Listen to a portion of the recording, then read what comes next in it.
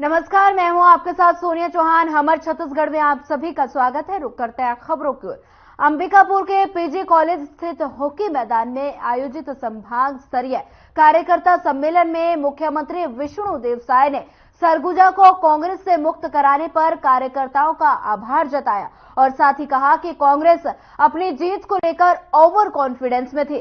सरगुजा की जनता और बीजेपी कार्यकर्ताओं ने कांग्रेस को हार का स्वाद चखा दिया। देखिए हमारी ये खास रिपोर्ट।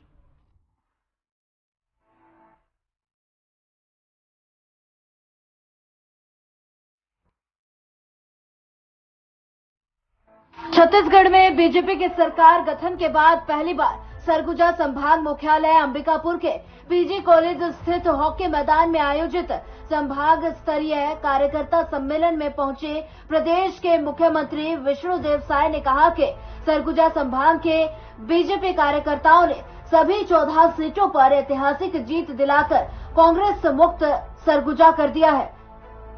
आजादी के पहली बार हम कांग्रेस का अभेद किला कहे जाने वाला सीतापुर सीट भी जीते। इसको लेकर सभी कार्यकर्ताओं का आभार जताया। मुख्यमंत्री ने छत्तीसगढ़ के बीजेपी प्रभारी ओम माथुर का आभार जताते हुए कहा कि वो बीजेपी संगठन के शिल्पी हैं। जहां भी वो प्रभार में रहते हैं वो सरकार बनती है। कांग्रेस ओवर कॉन्फिडेंस में थी, हमें अपने आगे गिन ही नहीं रहे थे, लेकिन इसी बीच ओम माथुर आए और कहा कि निश्चित ही बीजेपी की सरकार बनेगी। अब वो बोलते थे तो विश्वास कम होता था कैसे सरकार बनेगी, लेकिन घूम घूम कर कार्यकर्ताओं में ऊर्जा लाए और टीम बनाकर काम किया, जिसके चलते हमें जीत हासिल हुई। साय ने प्रधानमंत्री नरेंद्र मोदी, भाजपा के राष्ट्रीय अध्यक्ष जेपी नड्डा, केंद्रीय गृह मंत्री अमित शाह समेत अन्य बड़े नेताओं को छत्तीसगढ़ में जीत दिलाने का श्रेय दिया। साय ने आगे कहा कि मात्र 25 दिनों में ही बीजेपी की सरकार ने कई महत्वपूर्ण निर्णय लिए हैं। जो वादा किया था पूरा करना प्रारंभ कर दिया है। बीजेपी की सरकार बनते ही कैबिनेट की पहली बैठक में 18 लाख आवास स्वीकृति का निर्णय दिया गया।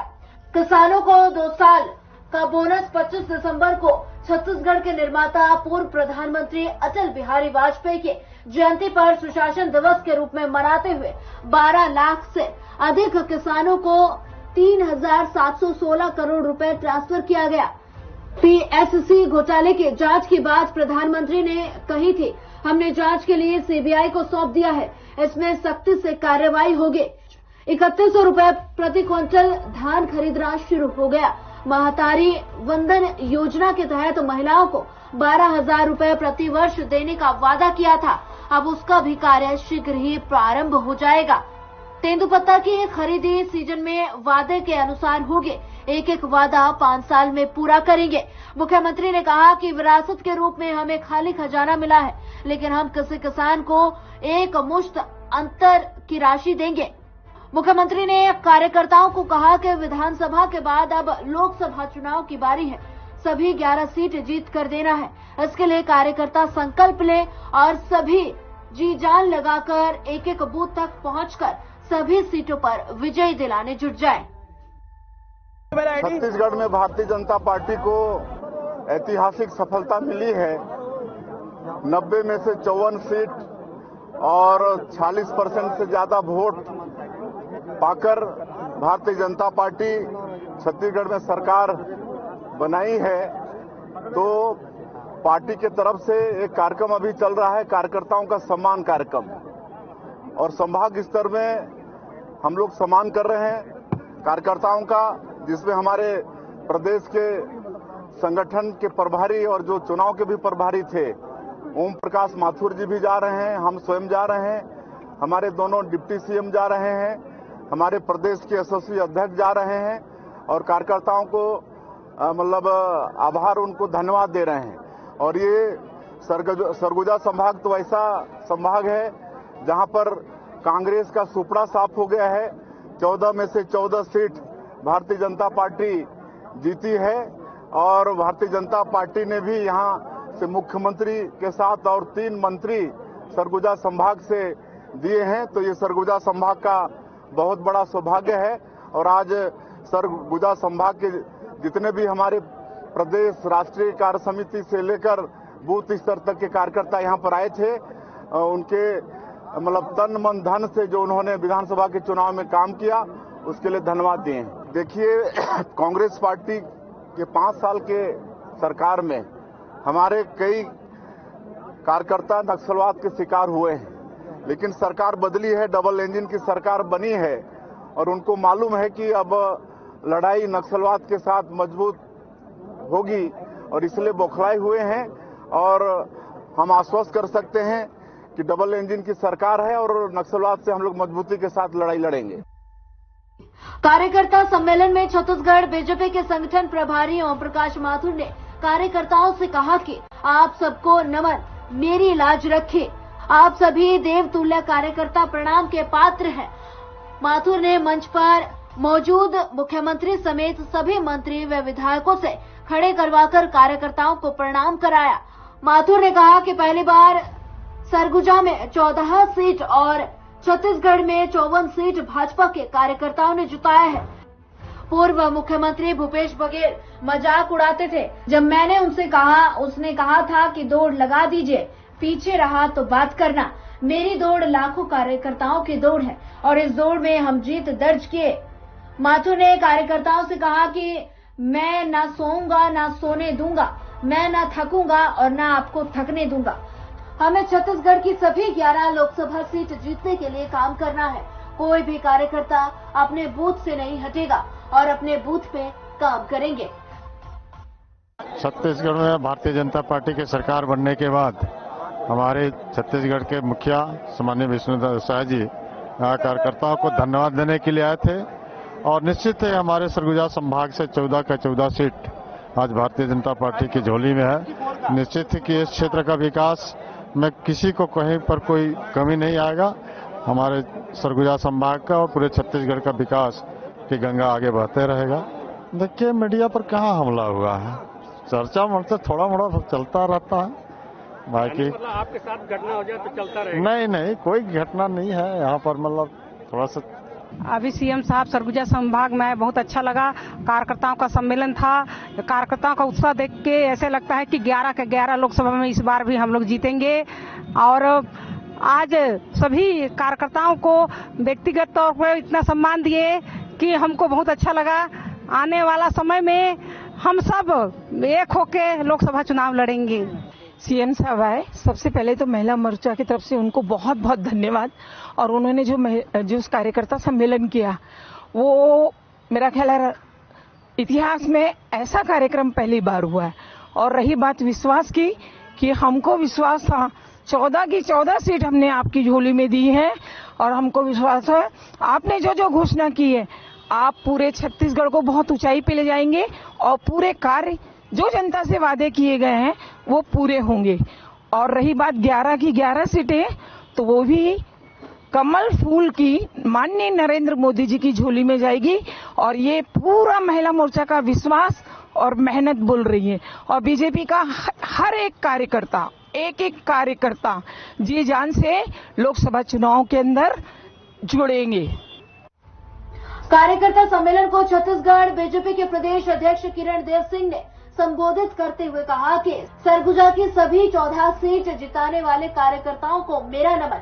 छत्तीसगढ़ को अत्याचार, भ्रष्टाचार, अनाचार का गढ़ कांग्रेस सरकार ने बना दिया। केंद्र की योजनाओं को 5 साल तक रोक के रखा था। हमारे कार्यकर्ताओं ने जनता के बीच जाकर कहा कि हम इसे पूरा करेंगे, 2 वर्ष की बोनस राशि देंगे। कई भरोसा जनता को दिलाया। कार्यकर्ताओं और मोदी जी की गारंटी पर छत्तीसगढ़ में बीजेपी की सरकार बनी। कार्यक्रम का संचालन बीजेपी जिला महामंत्री अभिमन्यु गुप्ता ने तथा आभार प्रदर्शन सूरजपुर जिलाध्यक्ष बालूलाल अग्रवाल ने किया। सम्मेलन में अंबिकापुर विधायक राजेश अग्रवाल, प्रबोध मिंज, गोमती साय समेत हजारों बीजेपी पदाधिकारी कार्यकर्ता मौजूद थे। वो जैसे कि पहले भी चिकित्सा के क्षेत्र में बहुत अच्छा कार्य कर रहे थे और जो गरीब परिवार है उनको रायपुर में अपने बंगले में ट्रीटमेंट कराते थे। हमारे आदरणीय माननीय श्री भैयालाल राजवाड़े जी और अभी जो विधायक थी उन्होंने ऐसे कोई कार्य किए नहीं थे। तो अब हमको उम्मीद है वो चिकित्सा के क्षेत्र में अच्छे कार्य करेंगे। गरीबों की जो वो हमेशा सुनते थे, हर आम इंसान की सुनते थे और आम इंसान के साथ बैठते थे।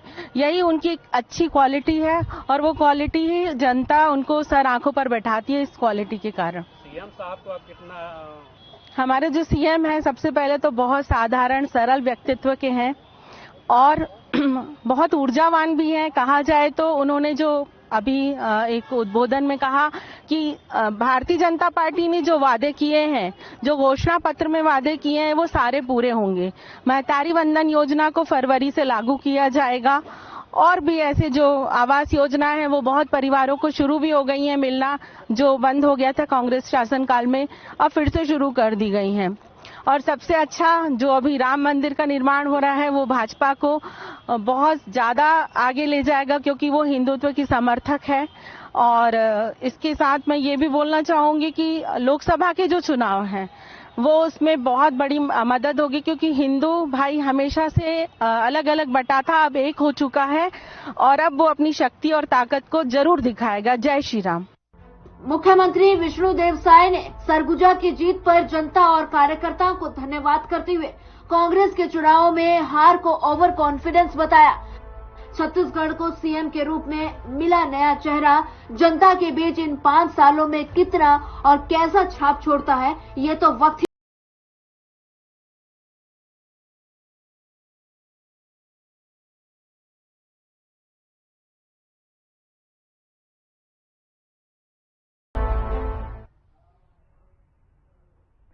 मुंगेली में राज्य स्तरीय कबड्डी प्रतियोगिता समारोह के अवसर पर तत्कालीन लोरवे विधायक और छत्तीसगढ़ के उप मुख्यमंत्री अरुण साव ने कार्यक्रम का शुभारंभ किया। वहीं मुंगेली जिला के समर्थकों ने उप मुख्यमंत्री अरुण साव का पुष्प मालाएं पहनाकर स्वागत किया। वहीं साव ने आभार व्यक्त करते हुए दर्शकों के प्रति अपार अटूट प्रेम जनभावनाओं के बीच देखने को मिला।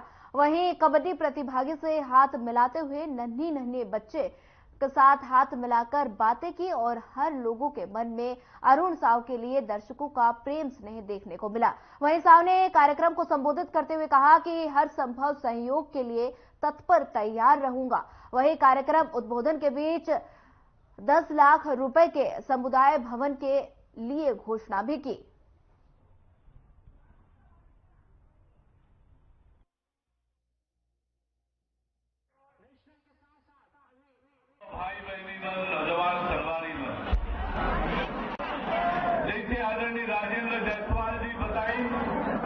कि ये हमारे जरहागांव क्षेत्र बहुत पुराना समय से कबड्डी के खेल के लिए जाने जाते। बड़े बड़े खिलाड़ी मन इधर बैठे हैं, पुराना खिलाड़ी मन, और ये क्षेत्र लगातार कबड्डी के आयोजन के लिए जाने जाते। न केवल कबड्डी के बड़े बड़े आयोजन इस क्षेत्र में हो है, बड़े बड़े कबड्डी के खिलाड़ी भी यहाँ से पैदा हो है। अब ये करके ये परंपरा आगे भी चलत रहे, ये परंपरा आगे बढ़त रहे और अच्छा अमर कबड्डी के आयोजन जरहागांव में हो। एक लिए आयोजन समिति लगातार प्रयास करे। मैं वो प्रयास में हर संभव मदद करी हूँ, ये आपका भरोसा दिलाता हूँ। हम सब मिलके कबड्डी की अलग दिलावो, जरहागांव क्षेत्र का कबड्डी के क्षेत्र में बहुत नाम आगे बढ़ावो। प्रदेश स्तर और राष्ट्रीय स्तर में हमारे जरहागांव के नाम हो, एक लिए प्रयास करबो। मैं जाना था कि सब कबड्डी देखे बार आए हो, भाषण सुने की मानसिकता नहीं है। मैं भी ज्यादा देर ना बोलते हुए आप सब ना कबड्डी के प्रतियोगिता के लिए बहुत बधाई, शुभकामनाएं। सबको खिलाड़ी मन से मैं कहना चाहता हूं कि खेल के मैदान में लगातार पसीना बहा के न केवल खेल के नाम बढ़ाओ, अपन भी मान सम्मान और गौरव न पाओ। आपके निवेदन आग्रह बोला आमंत्रित करे, स्वागत करे। निकल आयोजन समिति ला बहुत बधाई, बहुत शुभकामनाएं।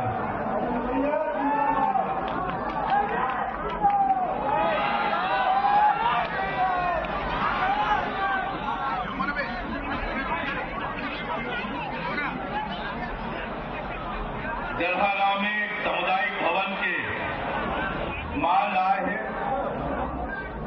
मैं सामुदायिक भवन जरहागांव में बनाए पर 10 लाख रुपए देने की घोषणा करा था। आगे भी जरहागांव के विकास के लिए हर संभव मदद और सहयोग मैं करूं। जरहागांव से मोर बचपन से नाता है। यही वो मैदान है जब मैं रावण दहन देखे बनात रहे, छोटे छोटे रहे तो कबड्डी देखे बनात रहे और हमेशा से मैदान से मोर लगाव और जुड़ाव रहे हैं। एक तरक्की और बेहतरी के लिए भी जो भी संभव मदद है निश्चित रूप से मैं करूं, ये आप लोग भरोसा दिला। बहुत बहुत धन्यवाद।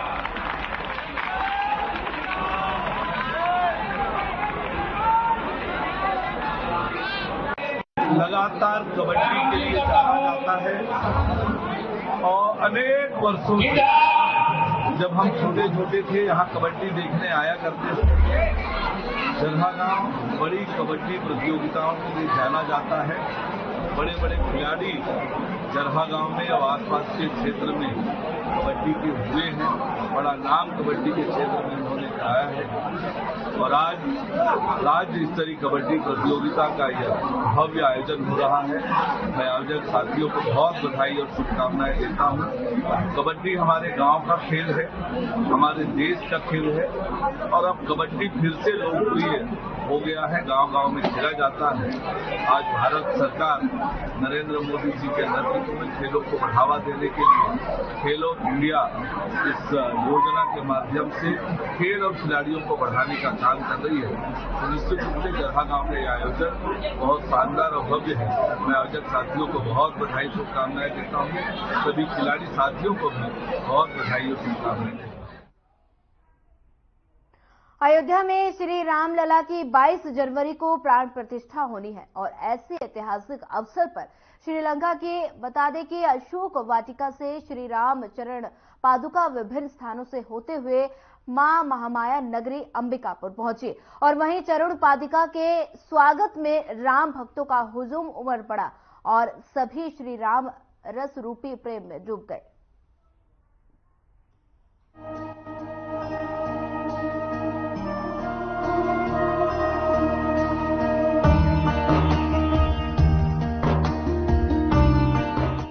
डॉक्टर राम अवतार शर्मा के नेतृत्व में श्रीलंका के पुष्प वाटिका से श्री राम चरण पादुका विभिन्न स्थानों से होते हुए मां महामाया नगरी अंबिकापुर पहुंची। शहर के अलग अलग जगहों पर शोभा यात्रा का भव्य स्वागत किया जा रहा है। वहीं डॉक्टर राम अवतार शर्मा ने भी बताया कि श्री राम की जहां ठहरने की गाथा है। वम गर्ग प्रदेश उपाध्यक्ष विश्व हिंदू महासंघ का ये हमारे अंबिकापुर वासियों के बहुत सौभाग्य की बात है कि हम लोगों को श्री राम की चरण पादुका का दर्शन करने का सौभाग्य प्राप्त हुआ। जय हिंद, जय श्री राम। और हम सबको जैसे ये जानकारी मिली कि श्रीलंका से अयोध्या तक की प्रभु श्री राम जी के पद चिन्हों को ले जाया जा रहा है वहां पे स्थापित करने के लिए अयोध्या में, तो हमारे लिए तो निश्चित तौर पे ये बहुत ही गर्व का क्षण था। और जैसी यात्रा कल शाम को यहाँ पे अंबिकापुर में पहुंची, हमने इस यात्रा के विश्राम का प्रबंध हमने यहाँ पे किया।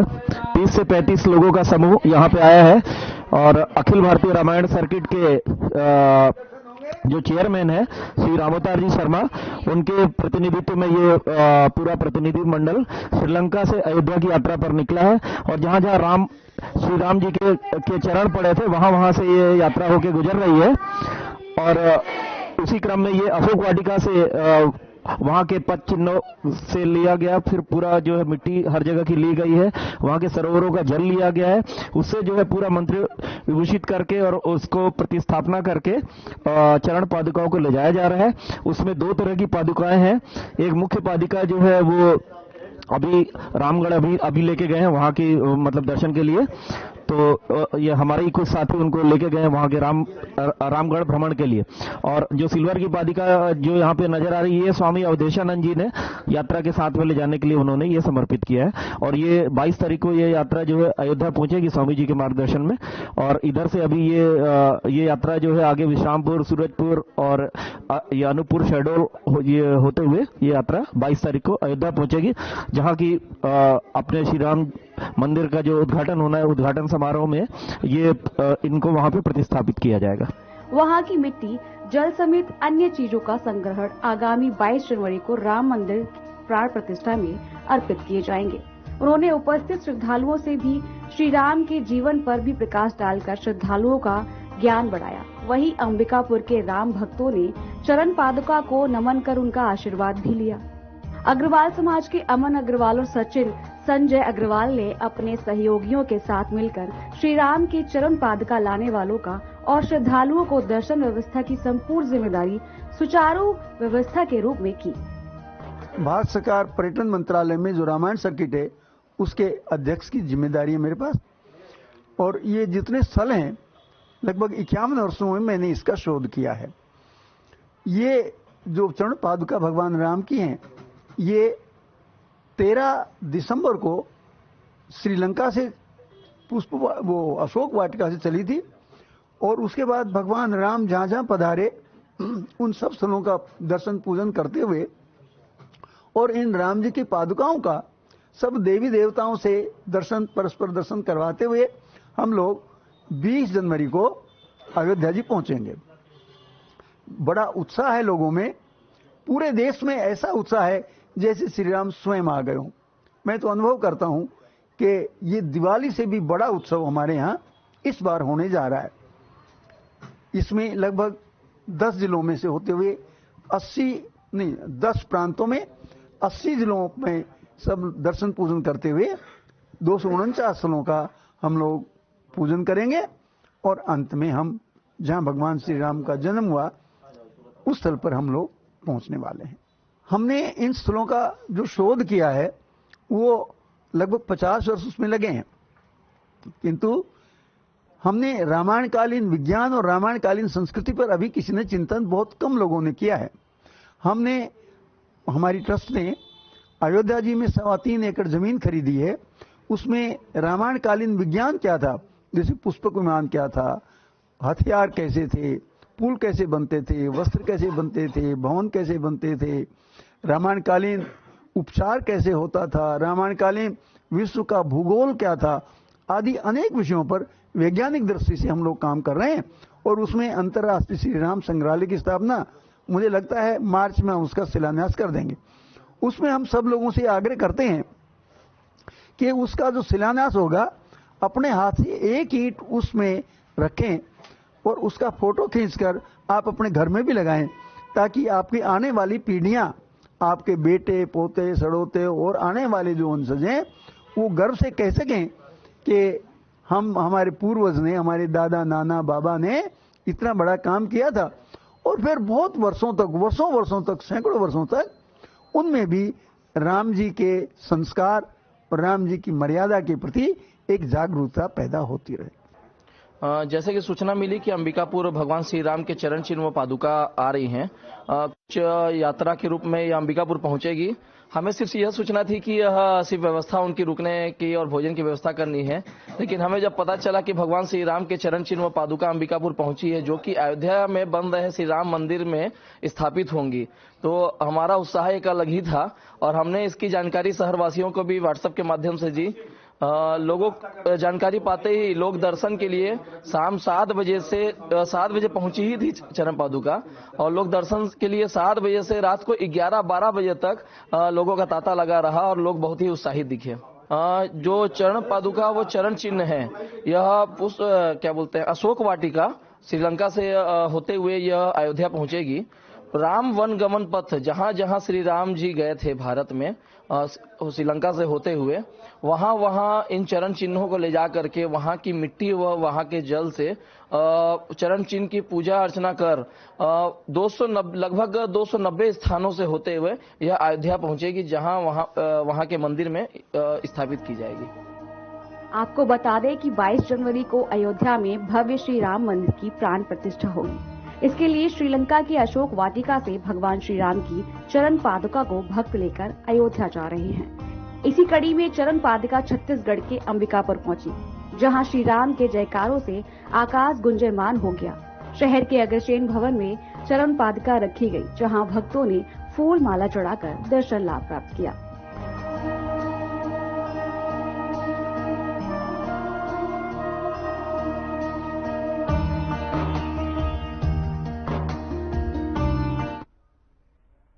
फिलहाल इस बुलेटिन में इतना ही। ज्यादा खबरों के लिए बने रहिए हमारे साथ। नमस्कार।